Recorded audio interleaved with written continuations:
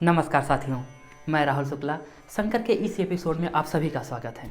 पिछले एपिसोड में हमने इस विषय पर बात की थी कि आदिगुरु शंकराचार्य का जन्म 2500 वर्ष पूर्व हुआ था या फिर 1200 वर्ष पूर्व। आज हम बात करेंगे उनके बचपन के समय में क्या परिस्थितियाँ थी और उन्होंने अपनी शिक्षा कैसे पूरी की और शिक्षा पूरी करते समय समाज कैसा था। जन्म से ही शंकर अपनी प्रतिभा से लोगों को चकित कर रहे थे। कहते हैं कि शंकर जन्म से ही प्रतिभाशाली होने के कारण 3 वर्ष की आयु में ही वह अपनी मातृभाषा मलयालम और उसकी लिपि सीख ली थी। वेद, पुराण तथा इतिहास को भी पढ़ डाला। धर्म के कठिन प्रश्नों का भी उत्तर देने लगे। आचार्य एक के बाद एक प्रश्न पूछ रहे थे और 3 साल के बालक शंकर उसके हर प्रश्न का उत्तर ऐसे दे रहे थे मानो उन्हें हर शास्त्र का ज्ञान हो। बंधा हुआ कौन है? विषयानुरागी। वासनाओं में जो अनुरक्त होता है वही बंधनग्रस्त है। वासनाओं में जो अनुरक्त है।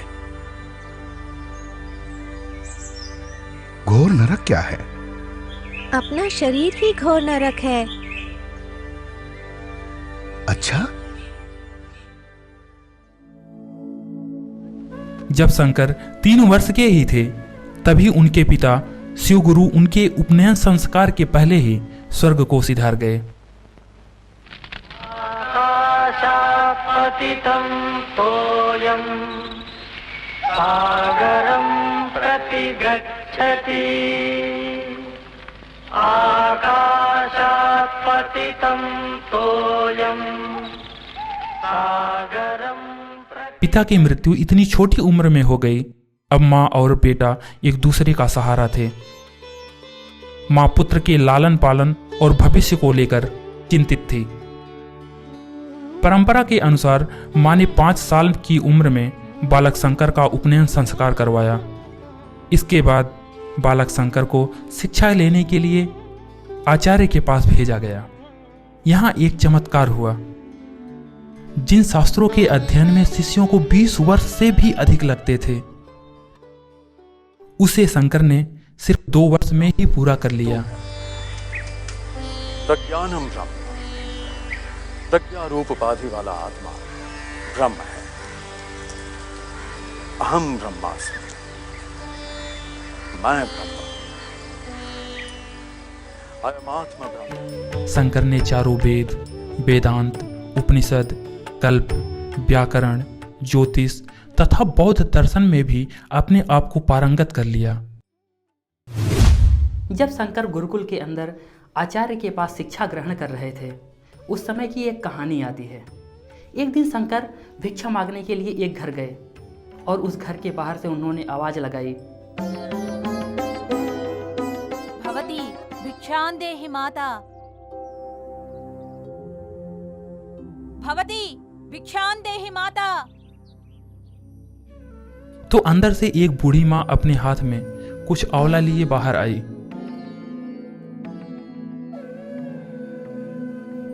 और आंवले को भिक्षा के रूप में देते हुए रोने लगी। तो शंकर ने कहा, क्या कारण है माता, मुझे तो बताओ।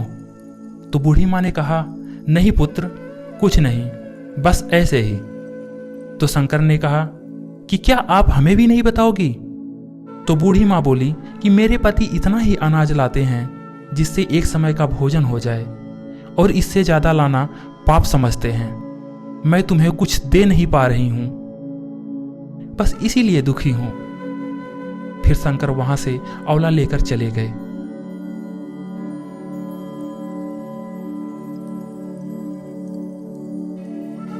और एक दूसरे घर पहुंचे जहां पर उन्होंने देखा एक व्यक्ति सभी ब्राह्मणों को खूब दान दे रहा था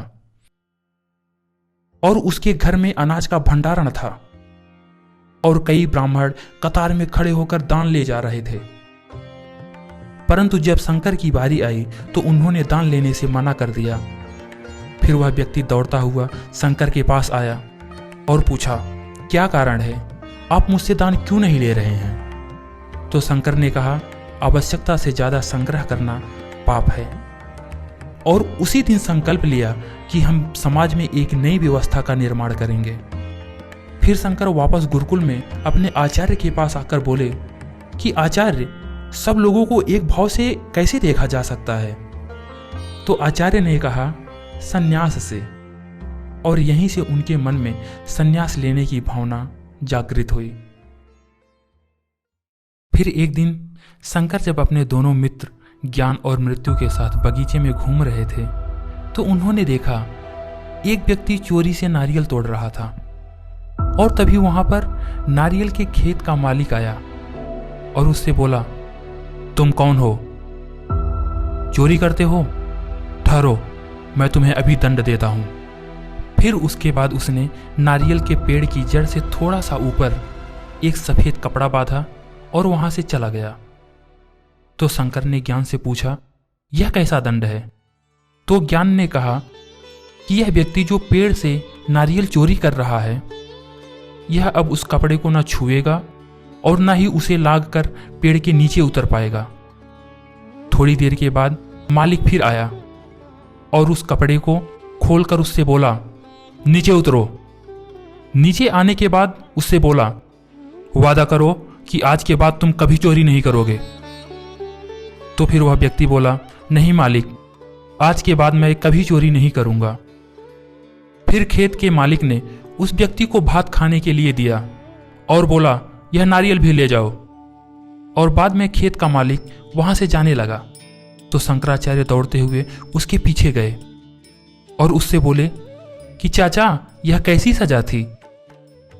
तो उस व्यक्ति ने कहा, शरीर को दी हुई सजा मनुष्य भूल जाता है, पर मन को दी हुई सजा अमिट होती है। इसके बाद वह चोरी नहीं करेगा।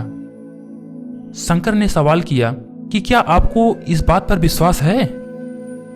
खेत के मालिक ने जवाब दिया कि इसी विश्वास पर तो मैं आज तक जीवित हूं। यही वैदिक धर्म है जो उपनिषदों का आधार बना, किंतु यह आज लड़खड़ा रहा है।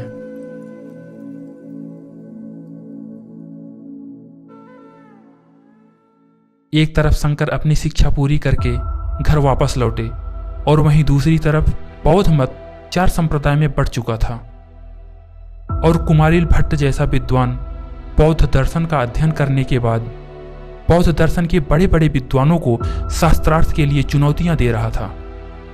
वहीं मंडन मिश्र जैसे पूर्वी मीमांसा के विद्वान अपनी विद्वता से कर्मकांड का विस्तार कर रहे थे। गौतम बुद्ध ने जिस कर्मकांड और तंत्र मंत्र का खंडन करके बौद्ध मत का निर्माण किया था, उस समय बौद्ध मत में भी कर्मकांड और तंत्र मंत्र करने वालों का बोलबाला हो गया था। बौद्ध दर्शन पर हम आगे विस्तार से बात करेंगे। आज के लिए बस इतना ही। अगले एपिसोड में हम यह देखेंगे कि शंकर ने संन्यास कैसे लिया और गोविंद पाद से कैसे मिले।